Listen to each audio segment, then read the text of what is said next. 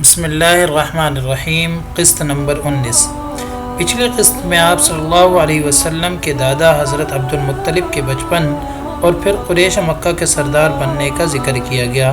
اس قسط میں ان کی زندگی میں پیش آنے والے دو اہم تاریخی واقعات کا ذکر کیا جائے گا، جن میں سے ایک واقعہ عام الفیل ہے، جب یمن کا حکمران ابرہہ بن اشرم ایک لشکر جرار کے ساتھ خانہ کعبہ ڈھانے کی نیت سے مکہ پر چڑھ دوڑا تھا، مگر اللہ نے چھوٹے چھوٹے پرندوں کے ذریعے اسے عبرتناک انجام تک دوچار کیا۔ یہ واقعہ تفصیل کے ساتھ سابقہ اقساط میں بیان ہو چکا ہے۔ دوسرا اہم واقعہ چاہ زمزم کے اثر نو کھدائی تھی۔ دراصل مدتوں پہلے جب مکہ پر قبیلہ بنو جرہم قابض تھا تو چاہ زمزم پر ملکیتی جھگڑے کی وجہ سے اسے مٹی سے پاڑ دیا گیا، اور پھر وقت گزرنے کے ساتھ ساتھ اس کنویں کے بظاہر نشان تک باقی نہ رہا۔ حضرت علی رضی اللہ تعالی عنہ اپنے والد حضرت ابو طالب سے سن کر بیان فرماتے ہیں کہ ایک روز جب حضرت عبد المطلب اپنے حجرے میں سوئے ہوئے تھے تو انہوں نے خواب دیکھا کہ انہیں زمزم کا کنواں کھودنے کا حکم دیا جا رہا ہے، اور خواب ہی میں انہیں اس کی جگہ بھی بتائی گئی، جو کہ حرم کعبہ کے اندر عین اس جگہ تھی جہاں اصاف و نائلہ کے بت نصب تھے۔ جب حضرت عبد المطلب نے قریش مکہ اور دوسرے قبائل مکہ کے آگے اس قصے کا ذکر کیا تو ان کی بات پر کسی نے یقین نہ کیا، اور نہ ہی کھدائی کا اس کام میں ان کی کسی نے مدد کی۔ اس وقت حضرت عبد المطلب کی طرف صرف ایک بیٹے حارث تھے، جن کے ساتھ مل کر اس جگہ کو کھودنا شروع کیا، جہاں خواب کے ذریعے رہنمائی ہوئی۔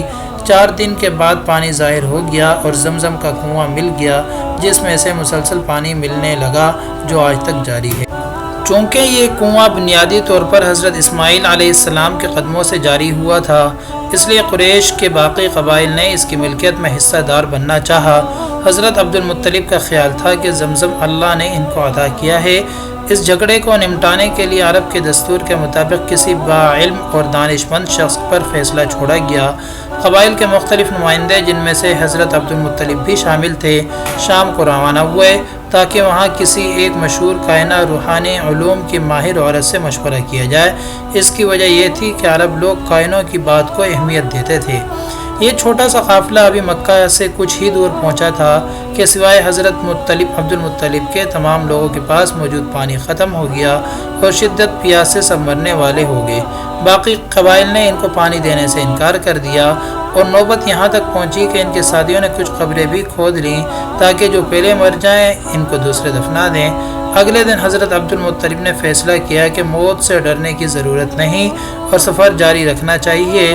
وہ اپنے اونٹ پر بیٹھنے لگے تو اونٹ کا پاؤں زمین پر ایک جگہ زور سے پڑا اور کچھ زیر زمین پانی نظر آیا۔ وہاں ایک چشمہ برآمد ہو گیا، جس سے انہوں نے اور دوسرے تمام قبائل نے استفادہ کیا۔ ایک کرشمہ قدرت دیکھ کر سب تسلیم کرنے پر مجبور ہو گئے کہ ضرور کوئی غیبی طاقت حضرت عبد المطلب کے ساتھ ہے۔ اس وقت دوسرے تمام قبائلی نمائندوں نے فیصلہ کیا کہ زمزم کے جھگڑے کا فیصلہ اللہ نے اس جگہ حضرت عبد المطلب کے حق میں یہ پانی جاری کر کے کیا ہے، اس لیے واپس مکہ کا چلے جائے اور یہی بہتر ہے۔